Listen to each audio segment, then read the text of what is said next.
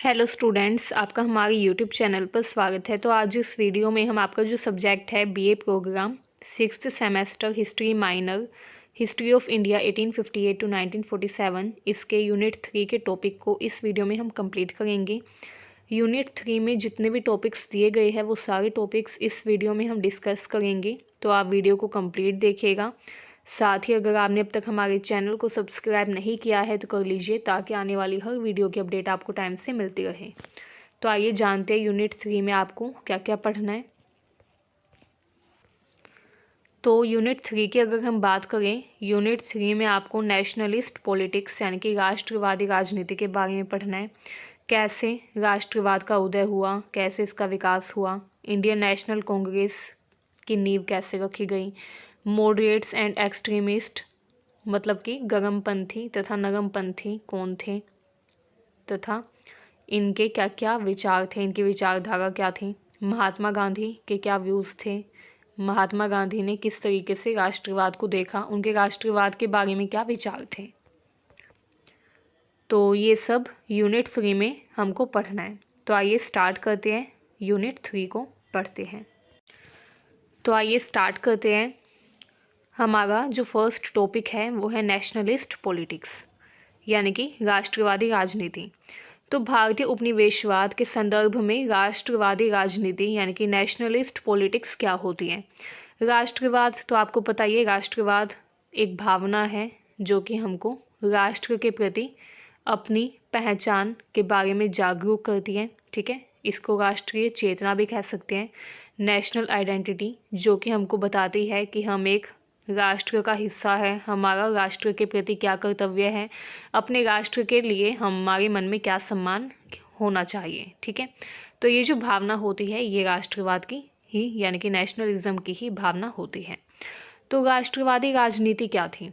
राष्ट्रवादी राजनीति भारतीय उपनिवेशवाद के संदर्भ में बहुत ही मुख्य मानी जाती है, क्योंकि इसने बहुत ही मुख्य भूमिका निभाई थी भारत की स्वतंत्रता प्राप्ति के लिए संघर्ष करने में। ठीक है, लोग जो जागरूक हुए थे स्वतंत्रता की प्राप्ति के लिए, लोगों के मन में जो एक ज्वाला जली थी वो राष्ट्रवादी राजनीति के कारण ही संभव हो पाया था। तो आखिर ये राष्ट्रवादी राजनीति है क्या, आइए देखते हैं। अगर हम बात करें राष्ट्रवादी राजनीति की यानी कि नेशनलिस्ट पॉलिटिक्स की, तो इसका मतलब है ब्रिटिश शासन से मुक्ति पाना तथा एक स्वतंत्र स्वायत्त राष्ट्र बनाने के लिए भारतीयों के द्वारा एक राजनीतिक प्रयास करना। ठीक है, तो भारतीय उपनिवेशवाद के संदर्भ में राष्ट्रवादी राजनीति और कुछ नहीं थी, बल्कि ये एक प्रयास था। ठीक है, जो कि भारतीय राजनीतिज्ञ जो थे, इंडियन पॉलिटिशियंस जो थे, उन्होंने किया था।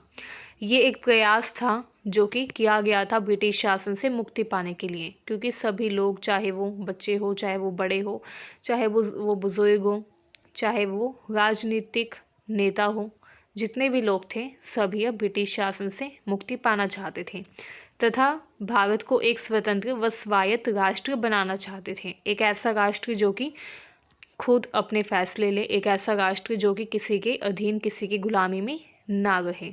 ठीक है, तो एक ऐसे राष्ट्र के निर्माण के लिए ही भारतीय नेताओं ने, राजनीतिज्ञों ने काफ़ी प्रयास किया। एंड वो जो उन्होंने राजनीतिक प्रयास किया था उसी को राष्ट्रवादी राजनीति यानी कि नेशनलिस्ट पॉलिटिक्स कहा गया। ठीक है, अब इसमें क्या क्या शामिल था वो देखते हैं। फर्स्ट, स्वशासन की मांग। जो भारतीय नेता थे, भारत के लोग थे, आम जनता थी, उन्होंने ब्रिटिश शासन के अधीन रहने की बजाय अब स्वयं शासन करने की मांग की।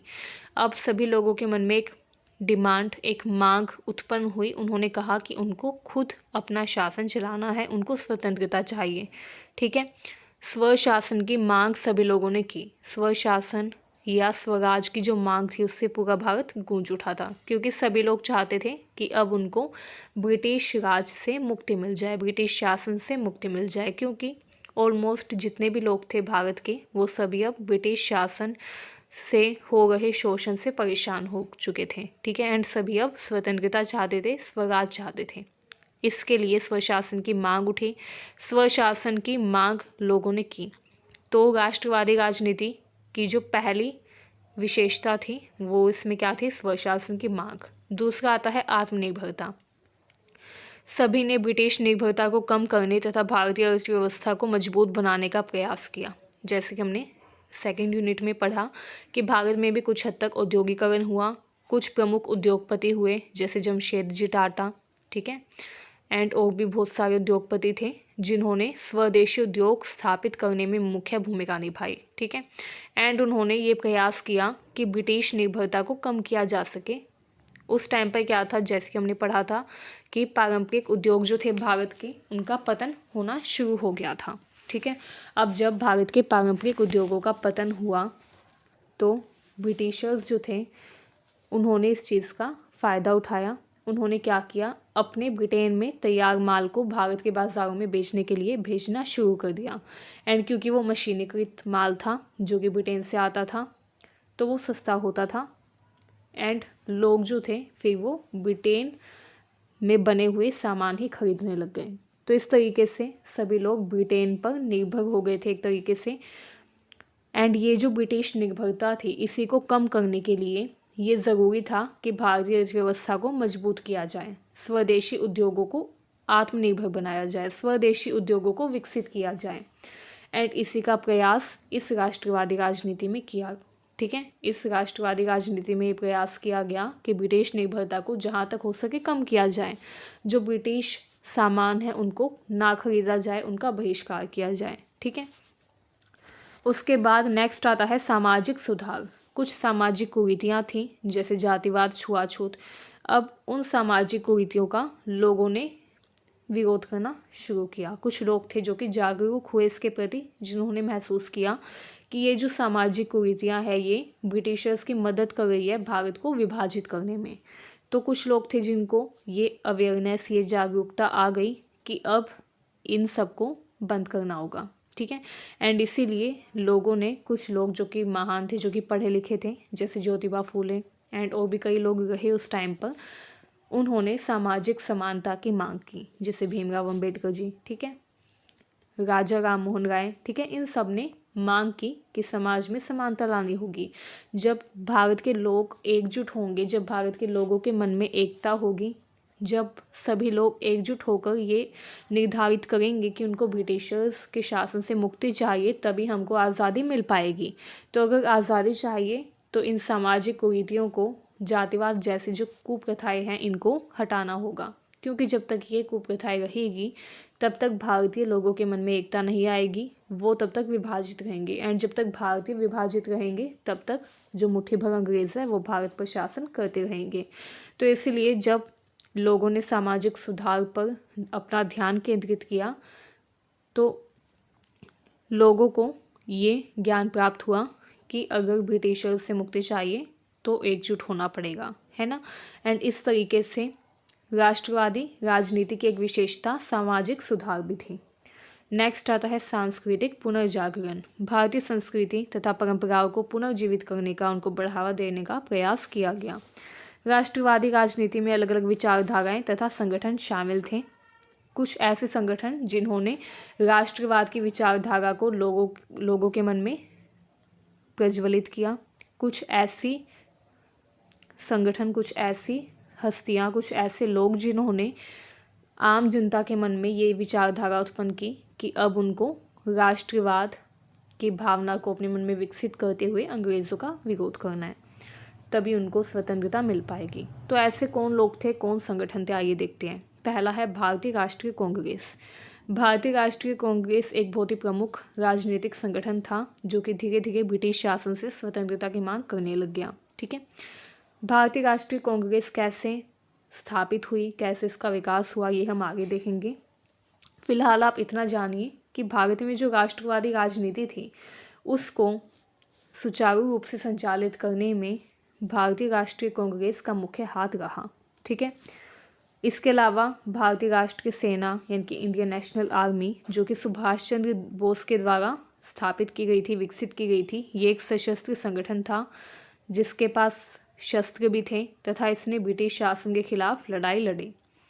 हिंदू महासभा, ये भी एक प्रमुख हिंदू राष्ट्रवादी संगठन था जिसने राष्ट्रवादी राजनीति में मुख्य भूमिका निभाई, लोगों के मन में राष्ट्रवाद की भावना को प्रज्वलित करने में मुख्य भूमिका निभाई। ठीक है, यह हिंदू धर्म व संस्कृति पर जोर देता था। तो इस तरीके से राष्ट्रवादी राजनीति ने भारतीयों को एकजुट किया, उन्हें ब्रिटिश शासन के खिलाफ संघर्ष करने के लिए प्रेरित किया। अंततः भारत को 1947 में ब्रिटेन से स्वतंत्रता मिली, जो कि राष्ट्रवादी आंदोलन की एक बहुत ही बड़ी उपलब्धि रही। तो ये जो राष्ट्रवादी राजनीति थी, आई होप अब आपको पता चल गया होगा कि राष्ट्रवादी राजनीति क्या थी एंड इस राष्ट्रवादी राजनीति का परिणाम क्या हुआ। इसका परिणाम हुआ 1947 की भारत की आज़ादी। ठीक है, तो इस तरीके से राष्ट्रवादी राजनीति ने भारत के इतिहास में एक महत्वपूर्ण भूमिका निभाई, भारत को एक स्वतंत्र व लोकतांत्रिक राष्ट्र बनाने में मदद की। ठीक है, आइए अब हम अपना यूनिट 3 का सेकंड टॉपिक देखते हैं, जो है rise and growth of nationalism, मतलब कि भारत में राष्ट्रवाद का उदय तथा विकास। भारत में जो राष्ट्रवाद का उदय तथा विकास हुआ था वो ब्रिटिश औपनिवेशिक शासनकाल के दौरान हुआ। मतलब भारत में जब ब्रिटिशर्स का शासन चल रहा था, औपनिवेशिक काल था, उस दौरान भारत में राष्ट्रवाद का उदय हुआ तथा धीरे धीरे इसका विकास होने लग गया। अगर हम बात करें राष्ट्रवाद के विकास की, तो यह एक ऐसी प्रक्रिया थी जिसमें भारतीयों ने अपनी साझा पहचान तथा राष्ट्रीय चेतना विकसित की। ब्रिटिश शासन से मुक्ति पाने के लिए लोग पहली बार एकजुट हुए। राष्ट्रवाद की विकास की जो प्रक्रिया थी, इसने लोगों के मन में अपने राष्ट्र के प्रति सम्मान की भावना को पुनर्जागृत कर दिया। लोगों के मन में जो राष्ट्रीय चेतना थी, जो कुछ टाइम के लिए दब गई थी, वो राष्ट्रीय चेतना पुनः जागृत हुई। अब लोगों ने महसूस किया कि वो सभी एक ही राष्ट्र का हिस्सा है एंड उनका ये परम कर्तव्य है अपने राष्ट्र के प्रति कि वो अपने राष्ट्र को आज़ादी दिलवाएं, दूसरे देश के शासन से, दूसरे देश की गुलामी से अपने देश को, अपने राष्ट्र को आज़ादी दिलाएं। तो ये जो राष्ट्रवाद के विकास की प्रक्रिया थी, इसने लोगों के मन में राष्ट्रवाद की जो भावना थी उसको और भी ज़्यादा तीव्र प्रज्वलित कर दिया। ठीक है, लोगों के मन में राष्ट्रीय चेतना विकसित हुई, नेशनल आइडेंटिटी डेवलप हुई। लोगों ने महसूस किया कि वो सभी एक ही राष्ट्र का हिस्सा है तथा उनका मूल कर्तव्य है अपने राष्ट्र के प्रति कि वो अपने राष्ट्र को स्वतंत्र कराए, ब्रिटिश शासन से मुक्ति दिलाए एंड इसके लिए उनको एकजुट होना होगा। ठीक है, आइए अब देखते हैं राष्ट्रवाद के उदय के प्रमुख कारण क्या थे। पहला है आर्थिक शोषण। ब्रिटिशर्स जो थे उन्होंने भारत की अर्थव्यवस्था का शोषण किया, भारत के लोगों का शोषण किया। औद्योगिक क्रांति के दौरान भारत को कच्चे माल के प्रमुख स्रोत व ब्रिटेन के लिए बाजार के रूप में इस्तेमाल किया। भारत से कच्चा माल ब्रिटिशर्स अपने देश में लेकर जाते थे तथा तैयार वस्तुओं को भारत में लाकर बेचते थे। तो इस तरीके से उन्होंने भारत को एक कच्चे माल के स्रोता यानी कि सप्लायर के रूप में, एक कच्चे माल के प्रमुख स्रोत के रूप में तथा एक बाजार के रूप में इस्तेमाल किया। इससे भारतीय उद्योगों को नुकसान हुआ। भारत के जो उद्योग थे, हस्तशिल्प उद्योग या पारंपरिक उद्योग, वो सभी बंद हो गए, नष्ट हो गए। भारतीय अर्थव्यवस्था बुरी तरीके से प्रभावित हुई, भारतीय अर्थव्यवस्था कमज़ोर हो गई। सामाजिक असमानता भी उस टाइम पर काफ़ी ज़्यादा देखने को मिली। ब्रिटिशर्स जो थे वो भी लोगों को असमान रूप से ट्रीट करते थे, उनके साथ असमान व्यवहार करते थे। ठीक है, जाति व्यवस्था को मजबूत किया गया, दलितों व अन्य वंचित वर्गों का शोषण किया गया। तो इस तरीके से उस टाइम पर सामाजिक असमानता ने भी लोगों के मन में राष्ट्रवाद की भावना को विकसित किया। सांस्कृतिक आक्रमण। ब्रिटिशर्स ने भारतीय संस्कृति तथा परंपराओं का अपमान किया, उनको कमतर आंका। उन्होंने अपनी संस्कृति को भारतीय संस्कृति से श्रेष्ठ बताया तथा काफ़ी लोगों को ईसाई धर्म में परिवर्तित करने के लिए भी प्रेरित किया। तो इस तरीके से जब लोगों ने महसूस किया कि उनकी संस्कृति पर आक्रमण हो रहा है, उनके कल्चर पर इम्पैक्ट पड़ रहा है, ब्रिटिशर्स के द्वारा उनके संस्कृति को, उनके कल्चर को प्रभावित किया जा रहा है, तो लोगों को गुस्सा आया तथा जो लोग थे उन्होंने क्या किया, ब्रिटिश शासन के प्रति विद्रोह कर दिया। लोगों के मन में राष्ट्रवाद की भावना जागृत करने में सांस्कृतिक आक्रमण का भी मुख्य हाथ था। ठीक है, इसके ज़रिए भी लोगों के मन में क्या हुई, राष्ट्रवाद की भावना जागृत हुई। नेक्स्ट आता है राजनीतिक दमन। ब्रिटिश शासन दमनकारी था, भारतीयों के वास को उसमें दबाया गया था तथा उनके राजनीतिक अधिकारों का हनन किया गया था। तो ये जो राजनीतिक दमन हुआ था लोगों का, ये जो राजनीतिक रूप से लोगों को दबाया गया था, लोगों का शोषण किया गया था, इसकी वजह से भी लोगों के मन में राष्ट्रवाद की भावना विकसित हुई। इस तरीके से राष्ट्रवाद का उदय हुआ। तो ये कुछ प्रमुख कारण थे राष्ट्रवाद के उदय के।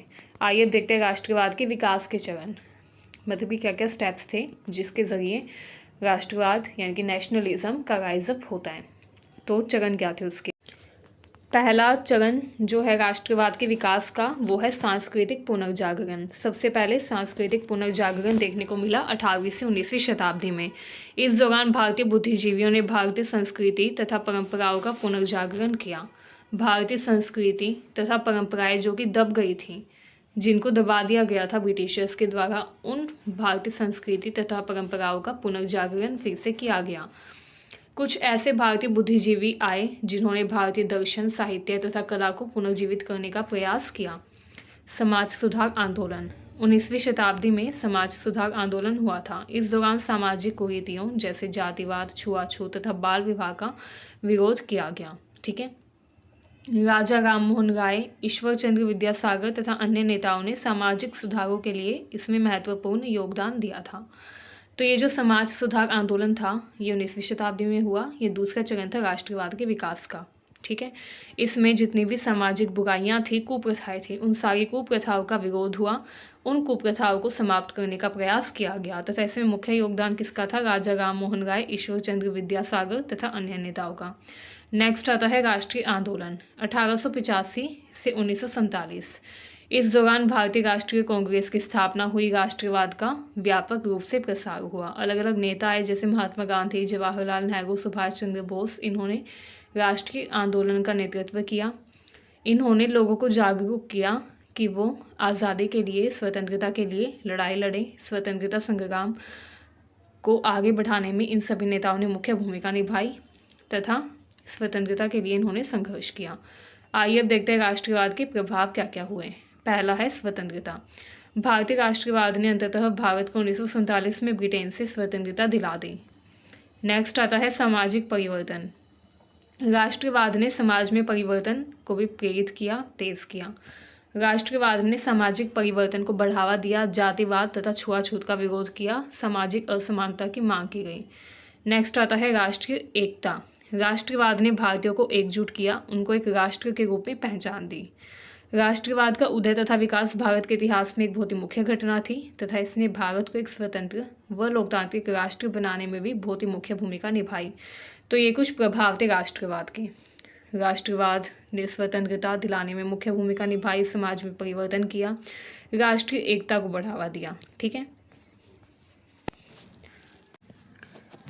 अब हमारा यूनिट 3 का जो नेक्स्ट टॉपिक है, इम्पोर्टेंट टॉपिक, वो है foundation of Indian national Congress. मतलब कि भारतीय राष्ट्रीय कांग्रेस की स्थापना कैसे हुई, क्यों हुई, इसके उद्देश्य क्या थे, किसने कांग्रेस की स्थापना की, कैसे, कहाँ पर इसकी स्थापना हुई तथा इसने क्या भूमिका निभाई भारतीय स्वतंत्रता संग्राम में। तो ये बेसिकली कुछ इम्पोर्टेंट क्वेश्चंस है जो कि इस टॉपिक में से आते हैं। तो आइए जानते हैं हम कांग्रेस के बारे में। भारतीय राष्ट्रीय कांग्रेस यानी कि इंडियन नेशनल कांग्रेस की स्थापना 28 दिसंबर 1885 यानी कि 1885 को हुई थी बॉम्बे में। ठीक है, जिसको आज मुंबई कहा जाता है। तो बॉम्बे में कांग्रेस की स्थापना की गई। इसकी स्थापना A.O. ह्यूम नाम के एक व्यक्ति ने की थी। उनका पूरा नाम था एलन ऑक्टेवियन ह्यूम। ठीक है, वो एक रिटायर्ड ब्रिटिश ऑफिसर थे, एक अधिकारी थे, ब्रिटिश अधिकारी थे। उन्होंने बहुत ही मुख्य भूमिका निभाई कांग्रेस की स्थापना में। उन्होंने कुछ भारतीय राजनेताओं के साथ मिलकर, कुछ इंडियन पॉलिटिशियंस के साथ मिलकर कांग्रेस की स्थापना की। ठीक है, अब कांग्रेस की स्थापना जिस अधिवेशन में हुई थी उसकी जो अध्यक्षता थी, उस अधिवेशन की अध्यक्षता व्योमेश चंद्र बनर्जी ने की थी। ठीक है, कांग्रेस की स्थापना करने के लिए एक अधिवेशन आयोजित किया गया था, एक सेशन ऑर्गेनाइज किया गया। उस सेशन में टोटल 72 रिप्रेजेंटेटिव्स आए थे। ठीक है, कुल 72 प्रतिनिधियों ने उसमें भाग लिया था। अब वो जो अधिवेशन था वो बॉम्बे में हुआ था, बॉम्बे अधिवेशन भी उसको कहा जा सकता है। एंड उस अधिवेशन की अध्यक्षता व्योमेश चंद्र बनर्जी ने की। उनकी अध्यक्षता में ही कांग्रेस का एक तरीके से हम बोल सकते हैं गठन किया गया। ठीक है, अगर हम बात करें इसकी स्थापना के पीछे के उद्देश्य की, आखिर क्या मोटिव था कांग्रेस की इस्टेब्लिशमेंट करने के लिए, ठीक है, क्या उद्देश्य था, किस उद्देश्य से कांग्रेस की स्थापना हुई। तो अगर हम बात करें उद्देश्य की, तो इसका उद्देश्य था भारतीयों को एकजुट करना, भारतीयों के बीच में एकता स्थापित करना, ठीक है, भारतीयों को एक मंच प्रदान करना जहाँ से वो अपनी आवाज़ उठा सके, भारतीयों को एक आइडेंटिटी देना कि वो एक संगठन से जुड़े हुए हैं, संबंधित है, ठीक है। तो इसका मुख्य उद्देश्य था भारतीयों को एक मंच पर लाना, भारतीयों को जागरूक करना, अवेयर करना आज़ादी के लिए, ताकि वो ब्रिटिश सरकार के खिलाफ आवाज़ उठा सकें। इसके अलावा कांग्रेस ने भारतीयों के अधिकारों की रक्षा करने के लिए तथा देश में सामाजिक व आर्थिक सुधार लाने के लिए भी काम किया। तो कांग्रेस का अगर हम मेनली मोटिव देखें, कांग्रेस के स्टैब्लिशमेंट के पीछे का उद्देश्य देखें, तो इसने ना सिर्फ भारतीयों के अधिकारों की रक्षा करने का काम किया, बल्कि इसने देश में सामाजिक व आर्थिक सुधार लाने के लिए भी निरंतर प्रयास किया। कॉन्टिन्यूसली उन्होंने ये प्रयास किया, ये एफर्ट्स किए कि देश में सामाजिक व आर्थिक सुधार लाया जा सके। हालांकि उस टाइम पर क्या हो गया था, ब्रिटिश अधिकारी कई ऐसे कानून लेकर आए जो कि भारतीयों के अधिकारों का हनन कर रहे थे, जैसे रॉलेट एक्ट, ठीक है। इसके अलावा और भी कई ऐसे कानून ब्रिटिश अधिकारी लेकर आए जो कि भारतीयों के लिए गलत थे, जो कि भारतीयों की स्वतंत्रता छीनने वाले थे, जो कि भारतीयों के अधिकारों का हनन करने वाले थे। तो ऐसे में भारतीय जो लोग हैं, जो भारत के निवासी हैं, उनके अधिकारों की रक्षा करने के लिए एक ऐसा संगठन ज़रूरी था, एक ऐसे संगठन का निर्माण करना ज़रूरी था जो कि भारतीयों के अधिकारों की रक्षा करने के लिए आवाज़ उठा सकें, जो कि भारतीयों के खिलाफ नहीं बल्कि भारतीयों के साथ रहकर अंग्रेज़ों का मुकाबला करें। तो ऐसे संगठन की ज़रूरत थी जो कि सभी भारतीयों को एक साथ लेकर चले, जो कि सभी भारतीय लोगों की ज़रूरतों को सुने तथा उनको अंग्रेज़ों तक पहुंचाएं, तथा अंग्रेज़ अगर भारतीयों के अधिकारों का हनन कर रहे हैं, अगर ऐसे कानून बना रहे हैं जो कि भारतीयों के खिलाफ है, तो ऐसे कानूनों का विरोध करने के लिए एक संगठन की ज़रूरत थी। तो इसीलिए कांग्रेस की उस टाइम पर ज़रूरत देखी गई, ठीक है। कांग्रेस के शुरुआती नेताओं में अगर हम बात करें, काफ़ी ऐसे नेता थे कांग्रेस के जो कि काफ़ी पॉपुलर हुए। तो इसमें कुछ शुरुआती नेताओं के नाम दिए गए हैं: दादा भाई नौरोजी, फिरोज शाह मेहता, बदरुद्दीन तैयब जी, WC बनर्जी, सुरेंद्र नाथ बनर्जी, ठीक है। तो यहाँ पर आप देख सकते हैं ये कुछ प्रमुख नेताओं के नाम यहाँ पर दिए गए हैं। इन नेताओं ने कांग्रेस को एक मजबूत व संगठित राजनीतिक दल में बदलने के लिए महत्वपूर्ण भूमिका निभाई। अब जब कांग्रेस की स्थापना हो गई तो यह पूरे देश भर में फैल गई, अलग अलग क्षेत्रों में इसके सेशंस हुए, सत्र हुए। आपने सुना होगा कांग्रेस का कौन सा सत्र कहाँ हुआ था। तो कांग्रेस जो है इसने अलग अलग क्षेत्रों में, क्योंकि भारत बहुत बड़ा है, तो भारत के हर क्षेत्र में, ताकि कांग्रेस का प्रचार हो, तो इसीलिए कांग्रेस जो है इसके अलग अलग सत्र आयोजित किए गए भारत के अलग अलग क्षेत्रों में, कभी नागपुर में, कभी लाहौर में, ठीक है, कभी बॉम्बे में, कभी मद्रास में, कभी बंगाल में। तो अलग अलग क्षेत्रों में क्या किया गया, कांग्रेस के अलग अलग सत्र आयोजित किए गए विभिन्न क्षेत्रों में। इसके अलावा कांग्रेस ने देश में सामाजिक व आर्थिक सुधार लाने के लिए कई आंदोलनों तथा अभियानों का आयोजन किया, ताकि जब सामाजिक व आर्थिक सुधार देश में होगा तभी हम अंग्रेज़ों के खिलाफ अपनी लड़ाई लड़ पाएंगे, तभी हम स्वतंत्रता के लिए अपनी लड़ाई लड़ पाएंगे। तो इसलिए उस टाइम पर ज़रूरी था कि सामाजिक व आर्थिक सुधार लाए जाएं। तो इसीलिए कांग्रेस ने सबसे पहले सामाजिक व आर्थिक सुधार लाने का प्रयास किया, ठीक है। आइए अब कांग्रेस के प्रमुख योगदान इसमें देखते हैं। पहला है राष्ट्रीय आंदोलन की शुरुआत। तो राष्ट्रीय आंदोलन जो था, इसकी शुरुआत करने के पीछे का जो श्रेय है वो कांग्रेस को ही दिया जाता है। कांग्रेस ने भारतीय स्वतंत्रता संग्राम की शुरुआत की, देश भर में राष्ट्रीय आंदोलनों को बढ़ावा दिया, ठीक है। कांग्रेस ने लोगों को प्रेरित किया, भारतीयों को प्रेरित किया कि वो स्वतंत्रता संग्राम में आगे आए तथा अंग्रेज़ों के विरुद्ध लड़ाई लड़ें। दूसरा है सामाजिक व आर्थिक सुधार। कांग्रेस ने देश में सामाजिक व आर्थिक सुधार लाने के लिए कई आंदोलन तथा अभियानों का आयोजन किया। भारतीयों के अधिकारों की उन्होंने रक्षा की।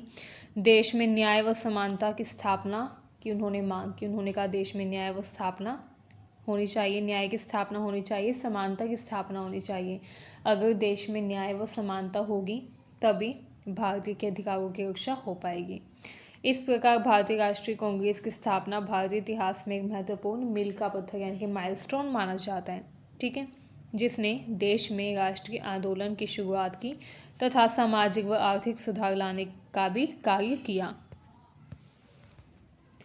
अब हमारा यूनिट 3 का नेक्स्ट टॉपिक आता है नरमपंथी तथा गरमपंथी, एक्सट्रीमिस्ट एंड मॉडरेट्स। तो अब कांग्रेस की स्थापना हो चुकी थी, कांग्रेस ने अपना काम भी शुरू कर दिया। बहुत सारे लोग थे जिन्होंने कांग्रेस को ज्वाइन किया, कुछ प्रसिद्ध नेता उसमें रहे। लेकिन फिर क्या होता है, कांग्रेस जो है इसका एक बार विभाजन हो जाता है। ठीक है, कांग्रेस के भीतर अलग अलग विचारधारा के लोग आपस में विभाजित हो जाते हैं। ठीक है, कुछ नरमपंथी होते हैं, कुछ गरमपंथी होते हैं। तो भारतीय राष्ट्रीय कांग्रेस के भीतर इंटरनल डिवीज़न देखने को मिला एक्सट्रीमिस्ट एंड मॉडरेट्स के बीच में, नरमपंथी तथा गरमपंथी के बीच में। जब ब्रिटिश शासन के खिलाफ लड़ाई लड़ी गई कांग्रेस के द्वारा तो दो प्रमुख विचारधाराएं उभरी। दो प्रमुख विचारधाराओं वाले लोग जो थे वो कांग्रेस के हिस्से थे, इसलिए उन्होंने क्या किया, कांग्रेस का विभाजन किया। विचारधारा के अनुसार फिर कांग्रेस का विभाजन होता है नरमपंथी तथा गरमपंथी में। आइए नरमपंथी के बारे में जानते हैं। पहले नरमपंथी जो थे ये विश्वास रखते थे शांति में, नरमाई में। ये मानते थे कि हमको अहिंसा का पालन करना है, हमको ब्रिटिशर्स के साथ नरमाई से पेश आना है। ठीक है, ब्रिटिश शासन के प्रति ये विश्वास रखते थे। ये मानते थे ब्रिटिश सरकार भारतीय की समस्याओं को समझकर उनको हल कर देगी। ये मानते थे कि ब्रिटिशर्स जैसे भी हो लेकिन वो जो इंडियंस हैं उनकी समस्याओं को तो हल कर देंगे, सॉल्व कर देंगे। ठीक है, तो ये मानते थे कि भारतीय की समस्याओं को ब्रिटिशर्स समझकर हल कर देंगे। अभी उनको भारतीयों की समस्या समझ में नहीं आ रही है इसलिए वो हल नहीं करें, जब उनको समस्या समझ में आएगी तो वो हल कर देंगे। तो ये इनकी सोच थी। इसके अलावा ये मानते थे कि अगर हमको स्वराज चाहिए तो हमको धीरे धीरे सुधार करना होगा, धीरे धीरे सुधारों के माध्यम से हमको स्वशासन प्राप्त करना होगा। ये इनका उद्देश्य था। अब इनकी जो विधि थी, चाहे वो शिकायत करने की विधि हो, चाहे वो विद्रोह करने की विधि हो, वो भी अलग थी। इनका जो विद्रोह करने का तरीका था वो अलग था। ठीक है, ये विद्रोह करते थे अहिंसात्मक तरीके से, ये हिंसा का उपयोग नहीं करते थे। ठीक है, याचिका, प्रतिनिधिमंडल, वार्तालाप, इन सब के ज़रिए ये ब्रिटिशर्स तक अपनी बात पहुंचाते थे। अगर इनको किसी विशेष मुद्दे पर ब्रिटिशर्स को कोई बात पहुंचानी है तो ये याचिका जारी करते थे, या तो याचिका भेजते थे या प्रतिनिधिमंडल में जाकर वार्तालाप करते थे। ठीक है, या फिर ब्रिटिश संसद में दबाव डालते थे किसी चीज़ को लेकर, बट ये शांति में विश्वास रखते थे। ठीक है, अब प्रमुख नेता अगर हम देखें नरमपंथी दल के तो वो थे दादा भाई नौरोजी, गोपाल कृष्ण गोखले, सुरेंद्रनाथ बनर्जी। ठीक है, उसके बाद आते हैं गरमपंथी। गरमपंथी की बात करें तो ये ब्रिटिश शासन के प्रति अविश्वास रखते थे। ये मानते थे कि ब्रिटिश सरकार भारतीयों के हितों की अनदेखी करती है। ये मानते थे कि ब्रिटिश सरकार जो है इससे निपटने के लिए हिंसा का उपयोग हमको करना होगा। इनको ब्रिटिश शासन पर कोई भी विश्वास नहीं था। ये मानते थे कि ब्रिटिशर्स कभी भी भारतीयों का हित नहीं चाहेंगे। तो ये इनकी सोच थी। उद्देश्य की बात करें तो ये चाहते थे कि धीरे धीरे सुधार के ज़रिए स्वशासन हमें प्राप्त होने में बहुत समय लग जाएगा। ये चाहते थे कि तुरंत स्वराज यानी कि स्वशासन की प्राप्ति की जाए, इसके लिए पूर्ण स्वतंत्रता आंदोलन छेड़ देना चाहिए। ठीक है, तो ये पूर्ण स्वतंत्रता, पूर्ण स्वराज में विश्वास रखते थे। ये मानते थे कि हमको पूर्ण स्वराज की प्राप्ति करनी होगी एंड इसके लिए हमको विद्रोह करना होगा। धीरे धीरे सुधारों के माध्यम से अगर हम स्वराज की प्राप्ति करना चाहेंगे तो उसमें बहुत समय लग जाएगा, इसलिए पूर्ण स्वराज के लिए पूर्ण आंदोलन के पक्ष में थे। ठीक है, विधि की बात करें तो इनकी विद्रोह करने की विधि अलग थी। ये बहिष्कार करने में, असहयोग करने में, सविनय अवज्ञा जैसे अधिक सक्रिय तथा कट्टर तरीके अपनाने में विश्वास करते थे। प्रमुख नेता कौन थे इनके? बाल गंगाधर तिलक, लाला लाजपत राय तथा विपिन चंद्र पाल, ये प्रमुख नेता थे गर्मपंथी दल के। ठीक है। एंड ये मानते थे कि अगर हमको ब्रिटिश सरकार से आज़ादी चाहिए तो हमको हिंसा का भी उपयोग करना होगा अगर ज़रूरत पड़ती है तो। ठीक है। जबकि नरमपंथी हिंसा के बिल्कुल अगेंस्ट थे। ठीक है, बिल्कुल पक्ष में नहीं थे, लेकिन ये हिंसा के पक्ष में भी थे। अगर हम नरमपंथी तथा गर्मपंथी के बीच में भेद देखें तो नरमपंथी धीरे धीरे सुधारों, संवैधानिक तरीकों के माध्यम से स्वशासन प्राप्त करना चाहते थे, जबकि गर्मपंथी तत्काल पूर्ण स्वतंत्रता चाहते थे तथा अधिक कठोर तरीकों का ये समर्थन करते थे। इन दोनों विचारधाराओं ने भारतीय राष्ट्रीय आंदोलन को प्रभावित किया, इसे आगे बढ़ाने में महत्वपूर्ण भूमिका निभाई। ठीक है। नरमपंथी धीरे धीरे सुधार तथा संवैधानिक तरीकों के पक्ष में थे। ये मानते थे कि हमको कुछ भी इलीगल या असंवैधानिक कार्य नहीं करना है अपनी बात मनवाने के लिए, हमको संवैधानिक तरीकों के माध्यम से ही स्वशासन प्राप्त करना है। मतलब कि हमको जो भी कार्य करना है वो लीगल होना चाहिए, वैध होना चाहिए।